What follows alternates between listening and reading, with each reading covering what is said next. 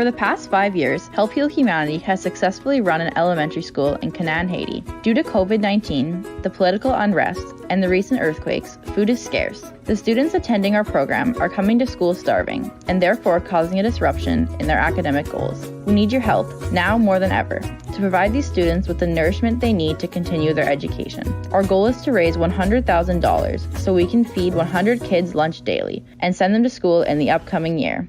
Thank you for your support.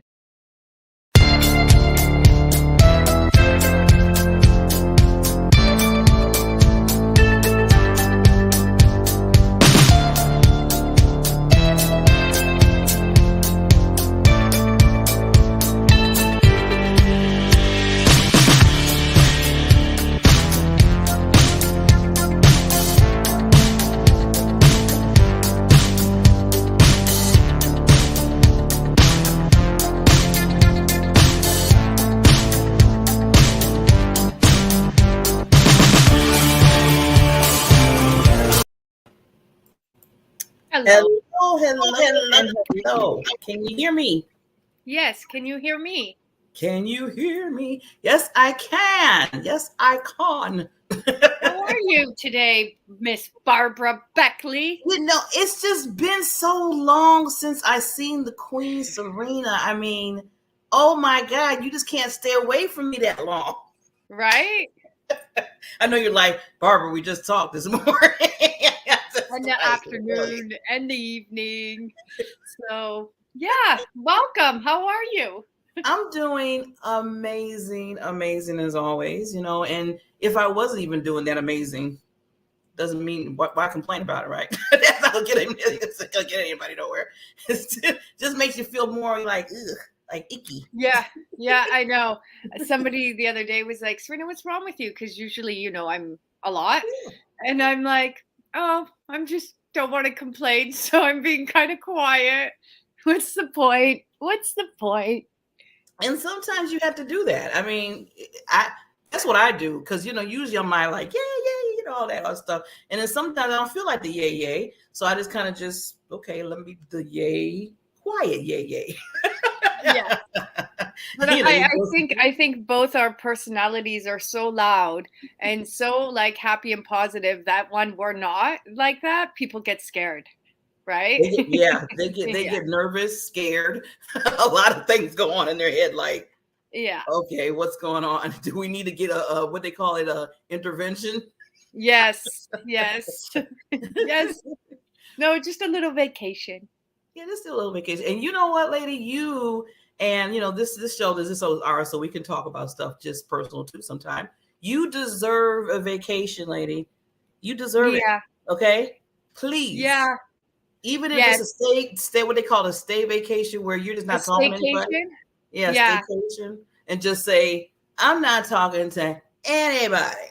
Yeah, it's coming. You know what it is? It's just I'm sure, you know, the audience out there and everybody who listens, you know, when you have multiple things happening at the same time for an extended period of time, you know, I think, you know, when you hit your limit, and I'm still doing it and I'm still going, but I'm very much looking forward to, you know, a good maybe 4 or 5 days where I just totally disconnect before I go back to the classroom, and then there's no disengage for break again. Yeah. So disengage. Somebody was telling me the other day, they said, you know what, sometimes Barbara, I just have to disengage. I'm like, you know what, I kind of like that word. I'm gonna use that sometimes. I just need to disengage a minute.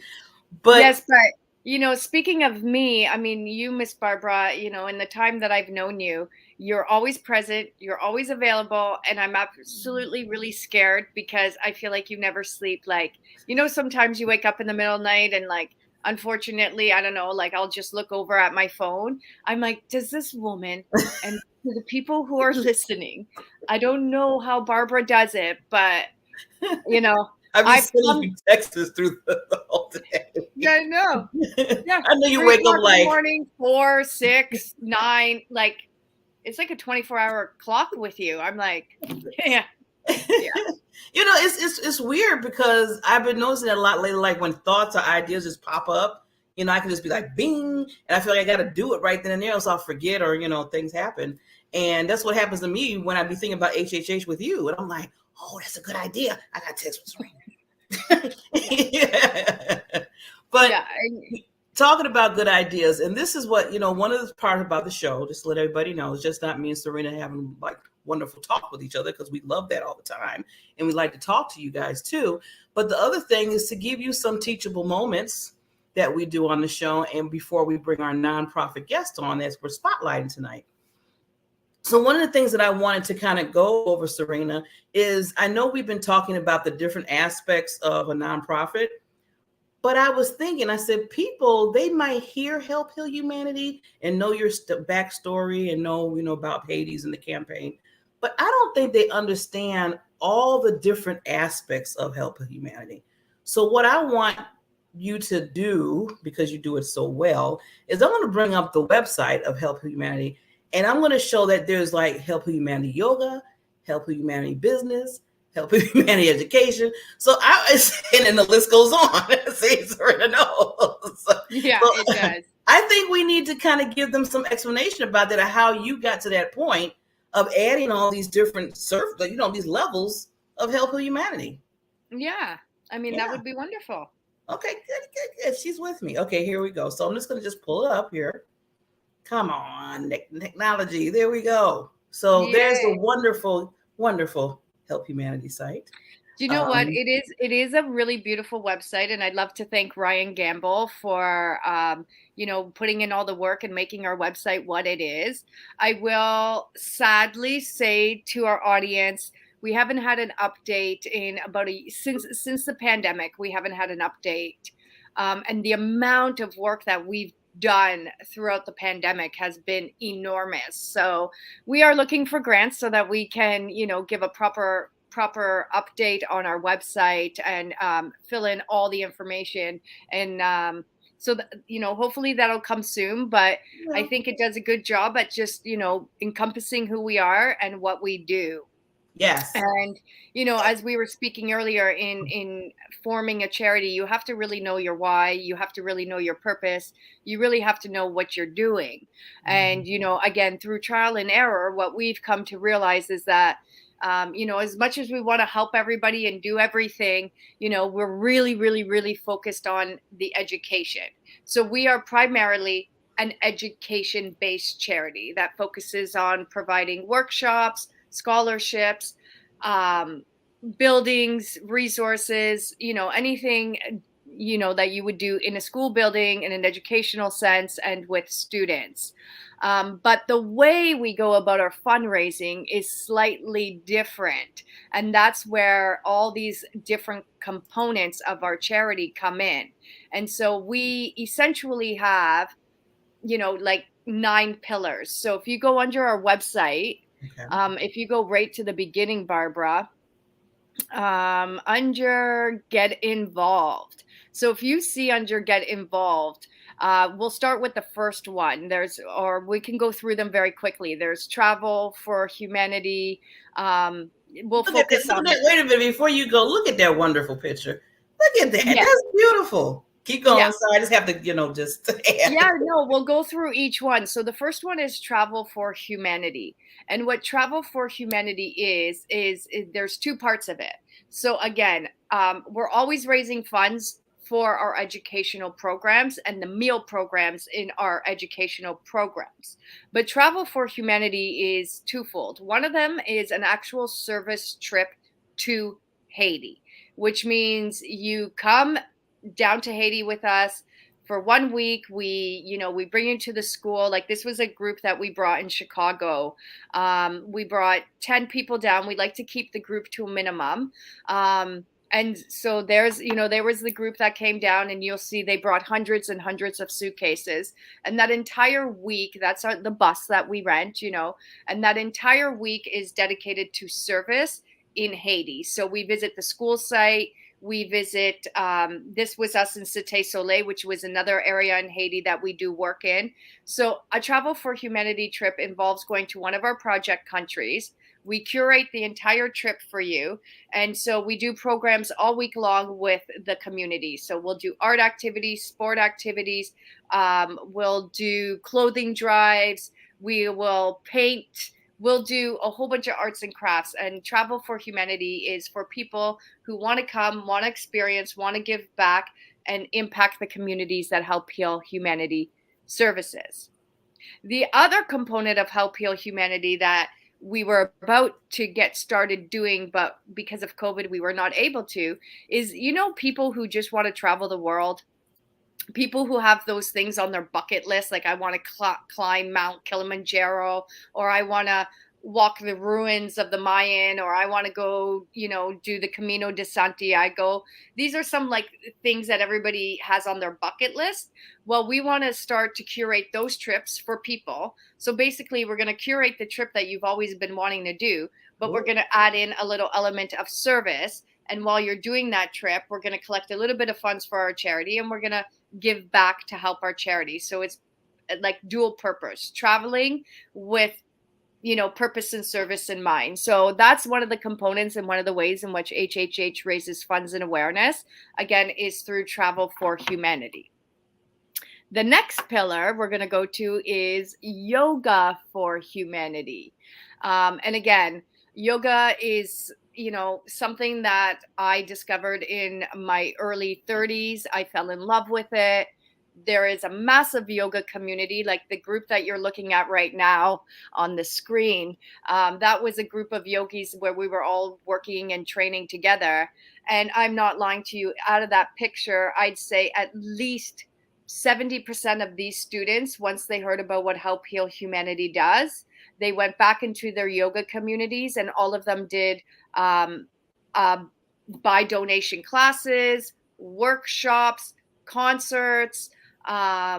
You can see here charity yoga retreats. So Yoga for Humanity, in a nutshell, is basically using the gift of yoga, in which a lot of yogis, that's what we do.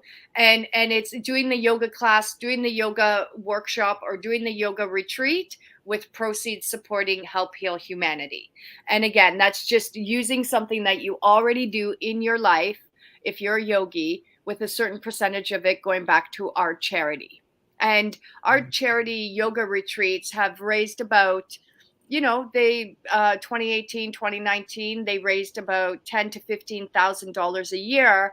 But then again, during COVID, all of it stopped. So we will be picking this back up again. And again, these are just very creative ways of using the things that we do in our life to create funds and awareness for our educational programs around the world. Well, you know what, Serena? Just to take a quick pause, this is beautiful. I mean, I can't wait till you get back to this. I'm going to have to, ever since you've been talking about yoga and I've been seeing all this, what you've been doing, and everybody just looks so nice and peaceful, I said, I got to do some yoga. I got to get into yoga. You know what? It's yoga is a beautiful practice. I will admit, like firsthand, yoga is what I consider to be a very privileged sport and activity. It's costly. It's quite costly. So, but the pure intention of yoga is to be of service. That's actually what yoga is. It's to be at one with yourself and to be with service to the world. And so there's no better way than to pair the two of them and say, let's do yoga with the intended purpose of helping humanity. And so that's all we do is, yoga studios, yoga retreat centers, yoga teachers, come find us, partner with us, and let's do something together. So hopefully we'll remain our yoga retreats in this coming year, but if not this year, then for sure next year. And again, those are just... Look at that. Look at how peaceful that looks. I'm just like, wow. Yeah. So I think that was us in Bali. We've been in Spain. We've been in Nicaragua. We've been in Costa Rica. We've been in Hamilton. So we have some pretty cool yogis on our side and on our team. Yeah. Yeah. Okay. Well, we got time for one more, and then we can get through some other ones next week. Let's see. You want to do Dying for Humanity? Sure. Okay. Oh, look at this one. I love this one. I'm going to give a big props out to to Ryan Marks and everyone at Legend. Oh my goodness. Sorry. Legend. Why can't I do it? Come on, Serena. What is wrong with you? That's okay. What is there? Why can't I all of a sudden? They have all their restaurants and I can't even think of what their name is. That is so bad on me. Legendary Hospitality. Oh, wow.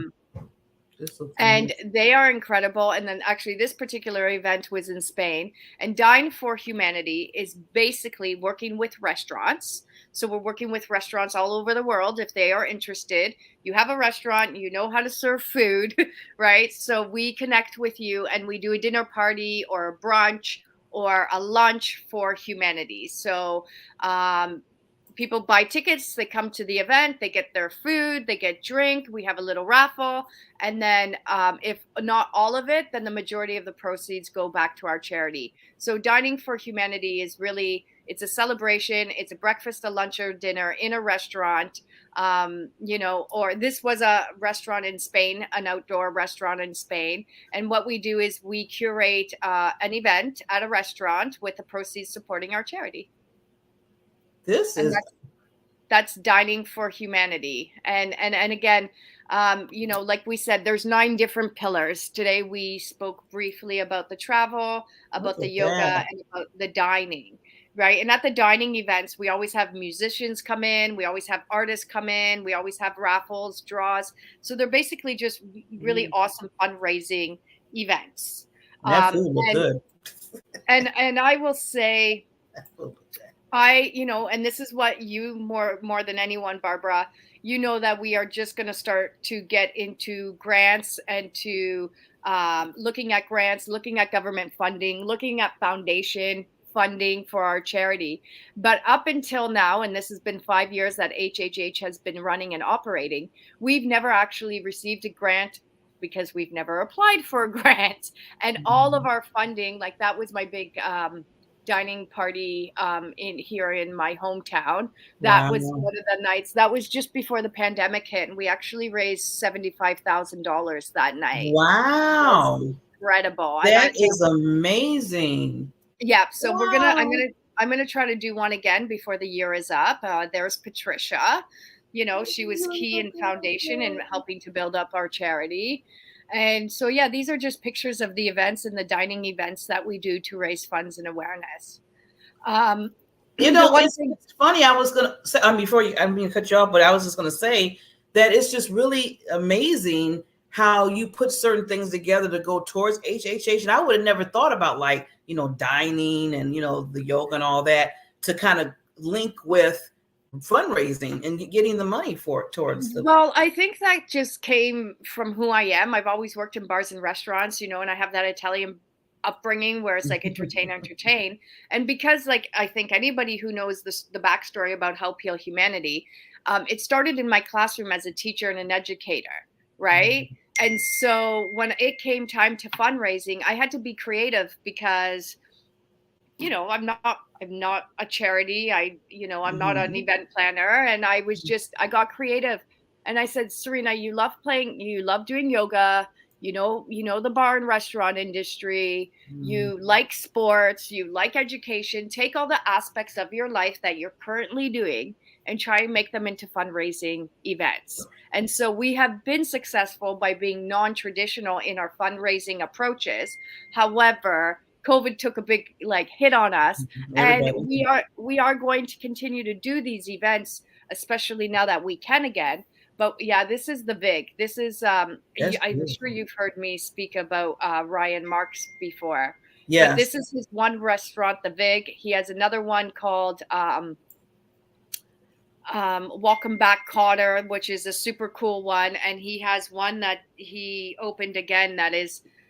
If you think this one, the VIG, is beautiful, you should see his other restaurant. It is impeccable. That is beautiful. Yeah. And so if you go to our website, it talks about the different ways that you can get involved in any of these aspects, whether it's dining, whether it's yoga, whether it's education, whether it's business. So the reason why we did this is because we want to basically tell the world, it doesn't matter what you do. If you're in sports, if you're in arts, if you're in acting, if you're in singing, if you're in cooking, if you're in business, if you whatever you do, you can do that and give back to charity. So it's not like you have to change who you are or what you're doing. Whatever your gift is, whatever your talent is, there's something in it that you can use for just one day or one time in your life to give back to charity, and hopefully you choose our charity.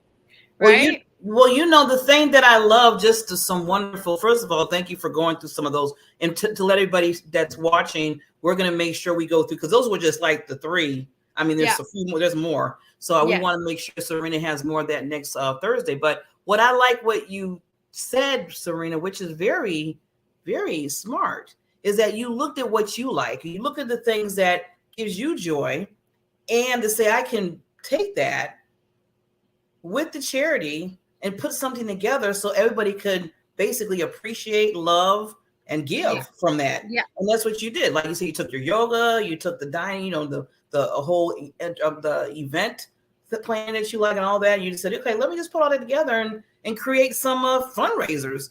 And look at the one that you did, 75, you said 75,000. I'm like, yeah, that was amazing. That was our actual launch party here in Canada, right? Because we got our charity status at the end of 2018. So we did our launch party in 2019 in my hometown, where, you know, the board of directors, the Canadian board of directors, the majority of them were also from my hometown. And so we all, like, we filled that room. There was like 250 people there. And wow. And then we had some incredible members of our board working in the sponsorship table. So between the ticket sales, between the drink sales, between the raffle, between the 50-50, and between the sponsorship, we had a very successful night. So anybody who's listening, it could be done. Ready. Yeah, I'm hoping to do one. I'm hoping to do one again in my hometown. Probably the end of October, early November, just before Christmas and the holidays. Yeah, and hopefully we can be just as successful, because I think a lot of people love our HHH events. Yeah. I will say, whether it's a dining experience, you know, a business experience, that was supposed to be my alarm for another day.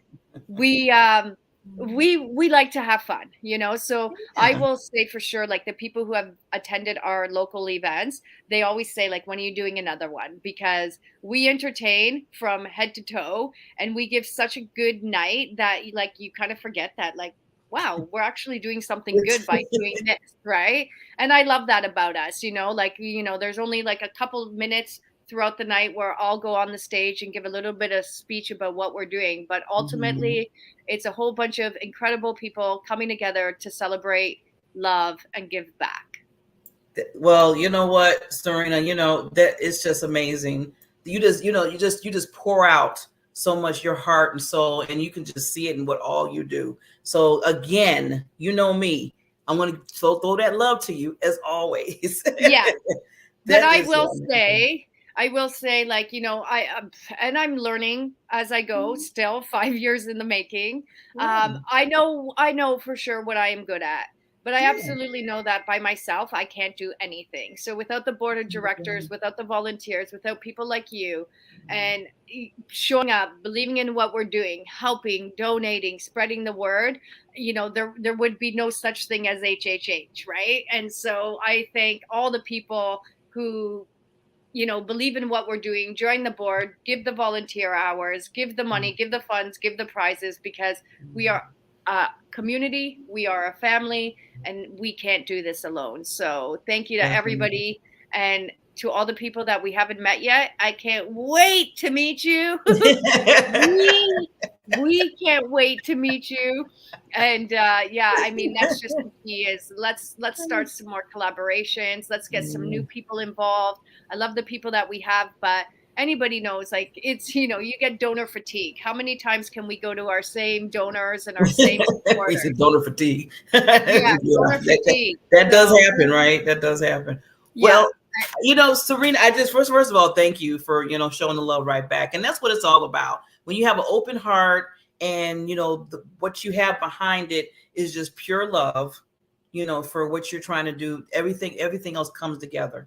Everything comes together. The people come together, the volunteers, and, you know, you can't help but just say, hey, I want to be there with you. I want to be with you. I want to help you with this. So towards the end tonight, after we talk about our spotlight nonprofit that we're doing tonight, BCC Revelation, we're going to talk a little bit about the campaign. And just to let everybody know, we're going to talk about that on a weekly basis, because that's something really huge that we are really asking individuals. And we're going to kind of tell you how to do, some people's like, okay, they want money and stuff, but we're going to explain to you how we can make it easier for you. And you have to be thinking about, okay, how am I going to do this? Because we don't want to get you stressed out. We just want you to, show your heart. So with that said, we are about to go into our spotlight nonprofit. This is another wonderful thing I love about the show with me and Serena co-hosting the show, is because we get to meet other like-minded, loving hearts that is out there being world changers to the world. And I love their stories, their backstories, which we're going to hear a wonderful one from, I call Lady Queens, this wonderful queen, because it always starts with that story and then that hunger. And then you go out and create these nonprofits that are just amazing. So without ado, let me just read who we're going to be bringing. So the founder, Kelly Melissa Hansen, lost her middle sister, Carrie, to a complete suicide on February 20th, 2017. BCC stands for Because Carrie Cared. BCC also reflects on the theory behind blind carbon copy emails. A person's name is on the BCC line, and they do not know who else's name is there. It is hidden, and that is how we think about a mental health challenge. It is there, but you may not know it is there. Her goal, this Queen Kelly, is to get the hidden names listed on the BCC line to the 2 line to open up the conversation about mental health, so that they start breaking down the stigma. You cannot always see a mental health challenge or know how to address it until it's too late, and we lose a life to a complete suicide. And I'm telling you, just reading that and was looking at what she does, this is going to be good. I really want to hear her story. She's doing so much for the world. So, but before we do that, we got to thank our sponsors by bringing on our sponsors, and we'll be right back with Mrs. Kelly. Again. Uh-oh. Raise your hand if you've ever been busy. Raise your hand if you've ever got tired and feel like you just need a couple days off. Most people would have both hands up right now. That's our world, fast-paced and income-driven. That's why we get caught up in our own lives so often, and that's why it's understandable when most people don't focus on worries that aren't their own. So what makes someone become a humanitarian? Someone whose whole life focuses on the welfare of other humans. When you go back and you see kids that were living on the streets, kids had no structure, they had no routine, people who had nothing, they didn't have meals. When you see that all of a sudden they're waking up, they have structure, they have something to do, they have a meal in their belly, their life changes completely. They, like I said, their self-esteem changes, their self-worth, their ability to know who they are in the world and what they have the potential of becoming, to give that hope, to give that dream, and then to watch people actually use that to do good for themselves and others it's amazing. It becomes an addiction. And with Serena's help, we'll find the meaning of life to a humanitarian. There she is. Hello. Hello, Kelly. Nice to meet you. Nice to meet you also. I was taking notes as you were talking, so. Note taker. Well, first, before you even, because you're a wonderful spotlight guest of our nonprofit, and we want to thank you. I know Serena, but both of us want to thank you for coming on the show. This is really, we love this because, again, we like to spotlight other nonprofits that are doing, just like I said, raising the bar and doing the world changing. So with yours, Kelly, I commend you. I mean, I know you do a lot of the love from you and from your sister, and it's just amazing what you're doing. So we would love to hear, the backstory and what you're doing now in the nonprofit. Thank you so much for having me on. I really appreciate what you're also doing. And I love that we can kind of like get on these and listen to what you're talking about before and take down notes. Yeah, so you kind of told my story a little bit, but I lost my middle sister to completed suicide in 2017. And really, it was one of those things that I had been working with another nonprofit for a really long time that we focused more on the adolescent aspect. But my sister was an adult. And so I wanted to kind of shift and go more into the old adult space. But over time, it has evolved a lot. So that's really where the evolution comes from. And for whatever reason, the BCC made me think of that blind carbon copy theory.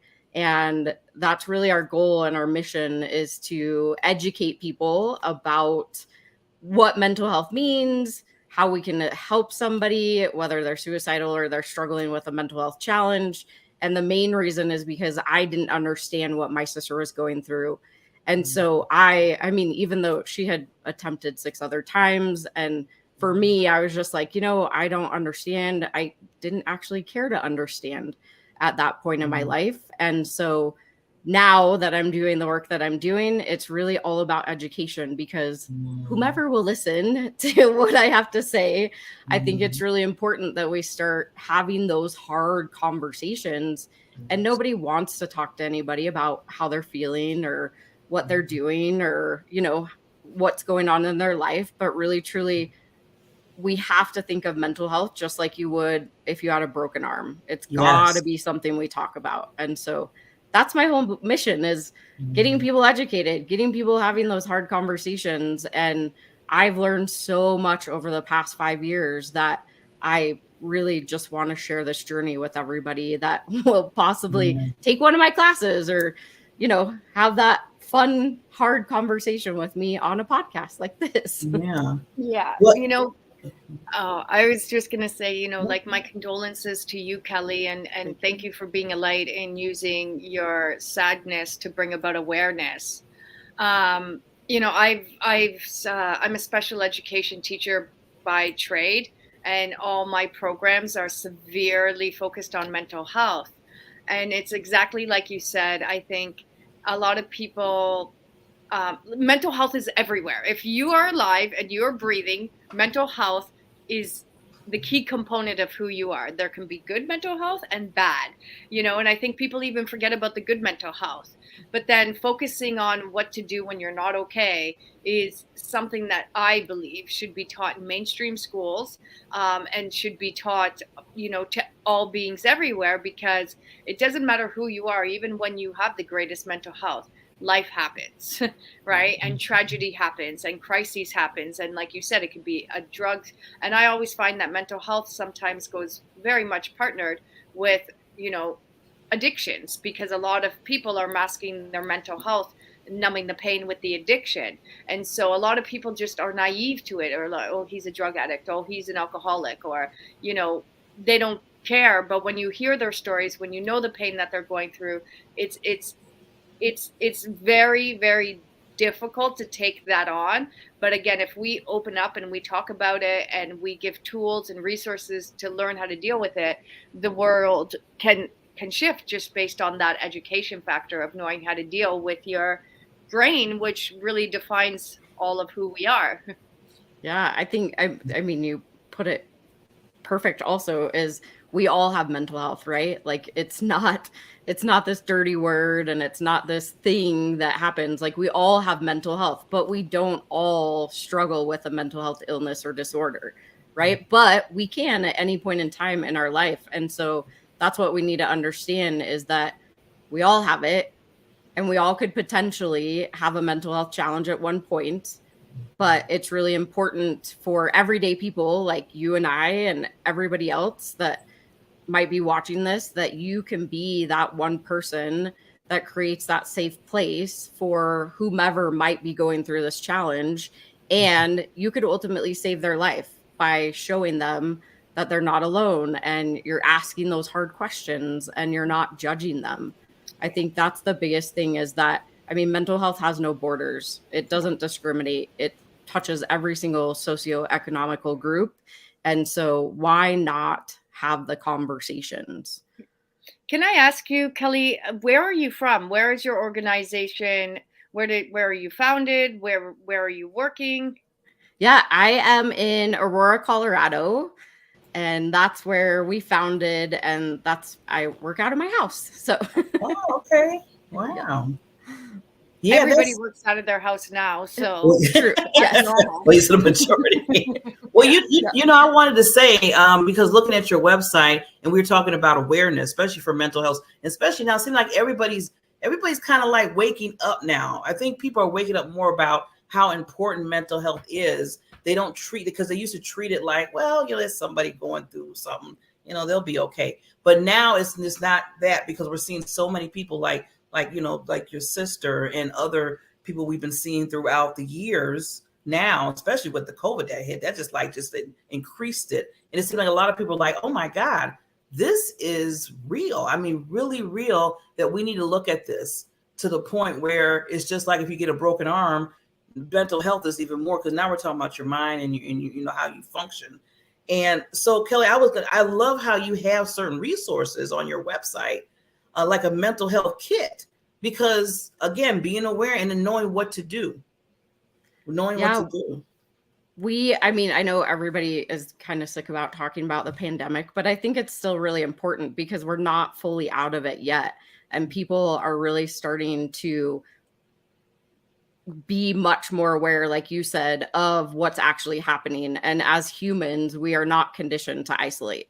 We are social beings, and we really truly need that connection, whether it's physical or mental. We need that connection. And so having us isolated, even the ones that have the introverted energy, they still need that connection. Yeah. And so now we're all kind of waking up to this, like, oh man, like people are actually important in my life. Like I need to find this connection.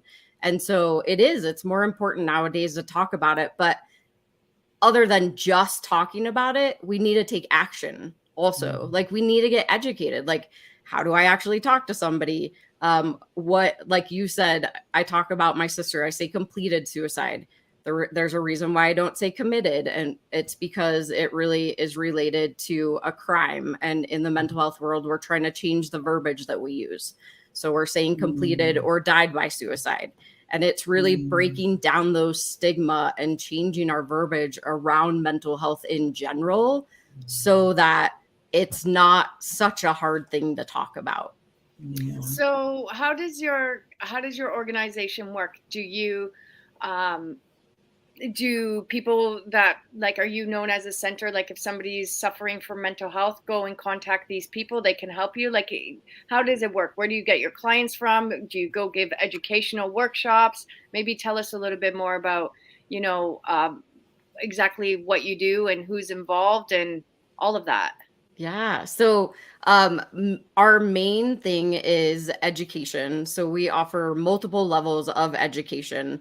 We start with our Shift Your Mindset Boot Camp, which is really for people that might be struggling or suffering with a mental health challenge. That just gives them more tools, more resources, so that they can really start shifting their mindset from the negative to the positive. And then our next level of education is in partnership with Mental Health First Aid USA. So we have multiple educators, and we're trying to train more, but right now we do one class per month, and we kind of flip-flop the curriculums that we offer. So there's a youth version, which is adults assisting youth, and then there's an adult version, which is adults assisting adults.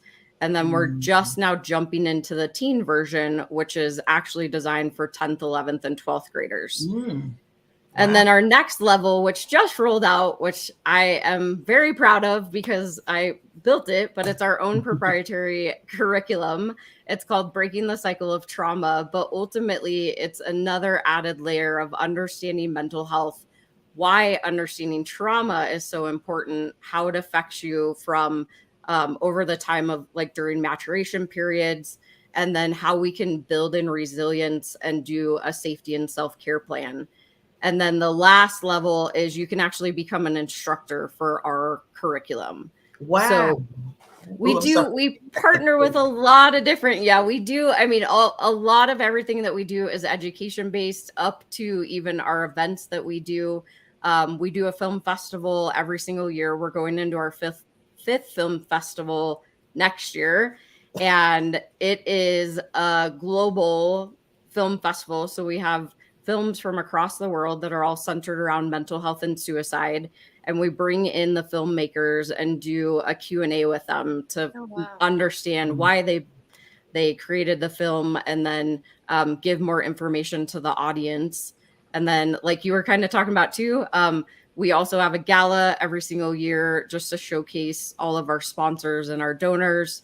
And then we added last year a cornhole tournament. I don't think we're going to be able to do it again this year, but we're going to find one other fun event to do throughout the year. And I forgot, on the education, we also do we launched a Give Youth a Voice, and it's ultimately designed for youth in mind, because in Colorado right now, suicide is the first leading cause of death for ages 10 to 14. Oh my God. Wow. 10 to 14? Wow. Yeah.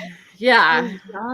And it just is getting younger and younger. So like, now is the time to start having these conversations. Your kids are going to understand and find out whether you think they are or aren't. So let's have those conversations, and we're building a whole curriculum and program around that we can offer to schools, offer to gyms, offer to youth groups, really anywhere that youth are involved, so that they have the tools specifically and not just the adults. And when you are referring to mental health, you're looking at all the different diagnoses, right? Like, it doesn't matter, you're bipolar, schizophrenic, it could even, it could be an eating disorder, it can be, it could be anxiety, depression. It's, you're looking at all the various aspects of mental health, and how to cope and how to manage. And like you said, the most important thing that your charity is doing is educating people who have mental health, and educating people who are not suffering from mental health, but can maybe be the caregivers, the light and the hope, and or know how to manage the people around them that are suffering from the mental health. Yeah. Which again, I fully support 100% your organization, what you're doing. And I feel like these are the lessons that need to be taught in the elementary schools and the high schools, and start young, because our world is changing at such an alarming rate. Actually, like when you look at it, even me in the classroom as a teacher, like I see how much the kids, the students, the environment is constantly changing. And if anything, the students and the youth are having more and more pressure, more and more anxiety, more and more depression, because there's so much going on in the world and in their lives, and with this phone that unfortunately is becoming the world. And, I know my students, when they see their phones, like that's the end all be all. Like they believe it. There's nothing else. And, sometimes I'd say to them, like, life is not just about the social media, but to them it is. And that is real. And that can target them to, like you said, to the point of a suicide. And it's sad. And like 10 to 14, to know that is the highest suicide rate between those age causes of death. Those are alarming facts, and those are sad realities that need to be confronted. And I've always said, I am the teacher that doesn't believe in academics, not because I don't think academics is important, but those real issues that define and make up who we are, nobody's really teaching us. If we want to seek that information, we need to go and find that by ourselves, by doing workshops or paying fees or doing all the work that you have started to do. And again, how do we get this message to all people at a young age and make it like, not that history and English isn't important, but make this part of the curriculum? Yeah. What I really love, Kelly, is the one that you created, Breaking the Cycle of Trauma Master Education. And you go from, domestic violence, substance abuse to bullying. And that really connects with me, and even the grief part of it, because I was bullied heavily when I was younger. I mean, for like 5 years, I was bullied, where people basically told me I wouldn't be anything. I mean, there was some kids telling me I'm from another planet. They thought I was from another planet because I was just they just thought I was just nothing really. And to take that on, and when you're growing up, in your 20s and 30s and 40s and 50s, well, I'm telling my age, and still have that lingering in your mind. And sometimes, you don't realize that it still might be there when certain other things happen in your life. So that's why I'm loving what you created, because you got to get to the core, of what's going on. You have the symptom, you're like, well, why is Barbara all this and that? But then there's something more deeper that you have to really dig deep. And that's what we miss out sometime with people. And that's why they have the mental health issues, because, we be like, well, they're just, this is how they are. Or, they don't do a check-in with nobody. I mean, me and Serena, I'm always checking with her.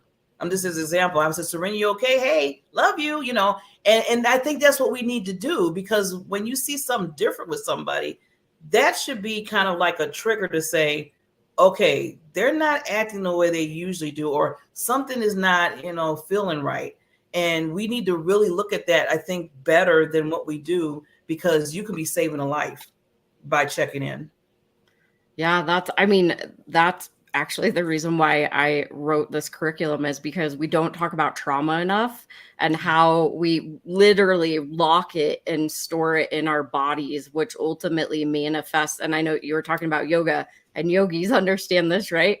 It manifests different illnesses and disorders, and I call them dis-ease, because it's, it's all these things that your body starts manifesting because you are locking trauma in your body.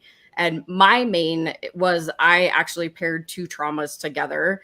And that's kind of what started my journey on. I also do coaching. I do neuro-linguistic programming coaching. And that was the journey for me. Was my son had seizures, and then my sister passed, and he actually had his last episode of seizures on her celebration of life. So for me, I actually locked two traumas together, not knowing that. And I was living in fear. I was living in fear of losing anybody else in my life. And I was going 0 to red in 2.5 seconds. And it wasn't something that I was conscious of. And I was just surviving. And so once I was able to free that space, and really, I went back and not relived, but I transformed those traumas more into curiosity through some of the NLP techniques. I was finally free, and I was able to speak about my sister. I'm able to speak about my son's seizures, and there were so many things just from those traumas that were keeping me stuck. So it's true, and that's where this curriculum came from. Was I want people to understand that, like you talked about, bullying can affect you your whole entire life if you don't have a chance to resolve what's going on. And thank you for sharing your journey too, because it's definitely something we do need to start talking about. And the more people we can get educated, the better our lives, our communities, and kids. I mean, we're just, yeah. And one thing that you said, the other thing that you said at the beginning of the show that really, I felt a lot, was your experience with your sister. I mean, I also have a sister who suffers from severe mental health. And it's like you said, if you don't understand the illness, you can be contributing to it. Right. And you don't, because you don't understand, in your mind, you're thinking what the hell is wrong with them? Just do this and just do that and behave like this and do this. And then you also start to get angry and or bitter or upset at them because they're not getting it. And again, that can create a negative snowball effect. So if, like you said, if we are aware of what the people are going through, we can approach them with so much more compassion and empathy and love that will help you as the person who has to deal with it, and help the person who is actually dealing with it. Because if you don't know that, that can turn an ugly situation really ugly, right? And that's the key. And my heart goes out to you, because I'm sure as you live through the education piece and recognizing, I'm sure that's really hard for you as well, and saying shit, sorry, excuse my language, Barbara, I coulda, shoulda, woulda, right? And so that's why, by providing this education to people, anybody who's living with the mental health or living with somebody with the mental health, these kind of courses can be an absolute game changer, saving people's lives, saving family, crises, trauma, in just knowing what to do and how to do it properly. Yeah, and I called my sister the crazy sister. I thought she was over dramatic, right? Those were the terms that I used when she was alive. And now in retrospect and with all the resources and knowledge that I have now, I'm like, man, I was not very nice. And I call them the shoulda, coulda, woulda, hoodoo, voodoo, we do's. That's what I call them. And you go through those. You're like, well, what if I had these skills? What if, but the whole thing is that I really truly believe that she's always been one that has led me into paths that I never thought I would be experiencing. And so I really look at this journey as something that she led me into that was my purpose in life. And so although it stemmed from a tragedy, it really truly has been incredible, a blessing. Yeah. Like, I mean, amazing journey that I don't ever want anybody else to go through. So that's why I'd love to educate people, right? And it's just wonderful that you did a tribute to her by creating this nonprofit, and that she lives on through this and through you and through everybody that's getting awareness, everybody that's getting help, everybody that's getting trained, everything that you're doing. I mean, it's stemming from her. She's like that, I always say, the ground where you have the dirt and the seed. She's like that seed, and everybody's growing from that. To understand how important this is. So I commend you. I really commend you for that. Thank you. Commend you. Well, I know our time is short, and I want to make sure that Kelly gets in if she wants any lasting words to tell our audience how to reach and other things that might be going on, and then we'll just close out from there. Of course. Yeah. So you can find us we're across every single social media you could possibly imagine, even TikTok. We're at bccevolution.org. And then you can also reach out to myself personally. You can send us a message. We have a whole bunch of resources on our website. Join a class, get educated. We do everything virtually. So really you have no excuse. But I just want to say, and the thing that I always say at the end is, if we open our hearts, minds, and mouths together, we can make mental health matter. Oh, I love it. I love that too. That's hard. Well, thank you, Kelly, for coming on. Serena, any last words for Kelly before we get to our last part of the show? No, I just want to thank you for the work that you're doing. And I hope that everybody gets to experience some and goes to look at your website. I'm going to go take a look at your website. Maybe Barbara and I are going to take one of your courses. Who knows? But to everyone watching, mental health is real. It's everywhere. And if you do just, engage a little bit and understand it better, it can literally change the world. So thank you, Kelly, so much for BBC Evolution and what you're doing. Everyone go check that out. And it's been a pleasure learning from you. Thank you. Thank you so much for having me. I appreciate it. Yay. We'll be right back. Thank you. Today, over 1 billion children in the world live in poverty. At Help Heal Humanity, our goal is to connect children in need with people like you who want to make a difference. Our student sponsorship program helps provide children with the necessities for a healthy and successful start to life. When you sponsor a student, you're not only giving them the gift of education, you're giving them the best chance for a brighter future. 100% of your donation supports the tuition fees, uniforms, textbook, and school supplies needed to thrive in a safe and healthy learning environment. Sponsor a student now and be the catalyst for their brighter future.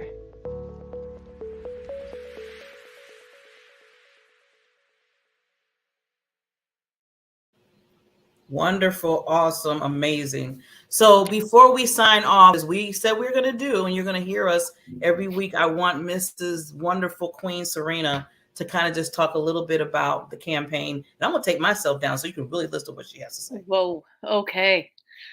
Hello, everyone. And I'd like to take a minute to introduce you to our Help Heal Humanity $100,000 campaign.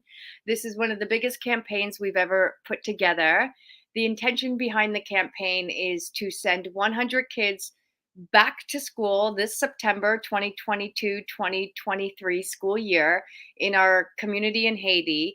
And what this covers is the full tuition fees, exam fees, registration fees, school bags, school supplies, 2 uniforms, and all the textbooks for 100 children to go to school. And in addition to that, is to receive a hot cooked meal, 2 snacks, and water daily. Haiti is one of the poorest countries in the world. It has been struggling significantly since its 2010 earthquake. It's had another earthquake last year in August of 2020. Also, a recent assassination of their prime minister. Their president, not their prime minister. My apologies. And the complete gang violence. Haiti is in a complete state of emergency. And we have been working on the grounds in Haiti since 2010. We have successfully built a school. We have successfully been running that school for 5 years now. And this year in particular, we need everyone's help more than ever to bring back all 100 students. With, again, full school fees and meal plans. And we know that education is the key to success. We know that this is going to give students structure, hope, opportunity, and start to create the new future leaders of this country. So $5 is like, everybody giving $5 adds up. You know, it's $500 to send one student to school for a year. I've been telling everybody to have a little dinner party. Have a little dinner party at your house, you know. Everybody bring something. It could be like a smorgasbord, and then bring $25, bring $30, bring $50. And if you have, 6 or 7 of your friends over, your family members, you guys can have an incredible night of eating dinner, celebrating each other's family and friendship loves, and at the same time send a student to school for a year. So go to our Instagram, go to, www.helphealhumanity.org, go to our Facebook, go to our Instagram, Help Heal Humanity. And, like I said, every little bit adds up to change. And I can say firsthand, we have people on the grounds. There is no paid employees. 100% of your donation is going directly to the children and the families in need. And together we can do this. So please consider being part of our HHH student sponsorship family. Go to our website, go to our, social medias, donate $5. Anything over $20 comes with a tax receipt. We are registered in Canada and the US, so we can give that charitable tax receipt back to you. And together we can literally help heal humanity, one student, one classroom, and one educational building at a time. So thank you, Barbara, and thank you, everybody. I really, really, really do believe this is a massive global effort, and if everyone just gave a little bit, it would add up to a lot. And we really need your help. And as we said at the beginning of the show, Help Heal Humanity is all heart. We are all heart. Nobody's getting a paycheck here. We are giving because we believe in the power of service. We believe in love. And if you believe in, helping us and making a difference, please donate to our $100,000 campaign. And I think that's it. I love you, Barbara. I love you, humanity. Thank you for the show and for always being the light. Like, you're amazing. Thank you, Queen Serena. And she said it all. So all I'm going to say is we will see you next Thursday. And remember to look down below and follow what this lady said. That's all I have to say. Donate. We love you. We'll see you next week.